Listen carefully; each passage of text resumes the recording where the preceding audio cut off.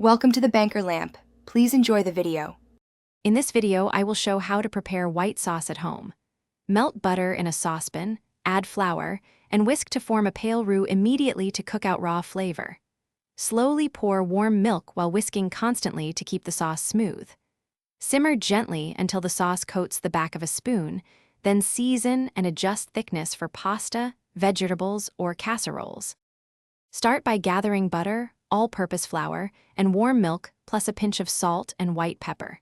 A heavy saucepan and a whisk make this process easy and help prevent burning. Warm the milk slightly before adding it to the roux so it blends without forming lumps. Working steadily and whisking constantly creates a silky, lump-free texture you can adapt to thinner or thicker sauces. To customize your white sauce, try swapping half the milk for cream or folding in grated cheese for a cheesy version. If the sauce becomes too thick, thin it with a splash of warm milk or reserved pasta water to reach the ideal consistency. For a traditional touch, grate a small amount of nutmeg in at the end. Taste and adjust seasoning gently so the flavors stay balanced and pleasant.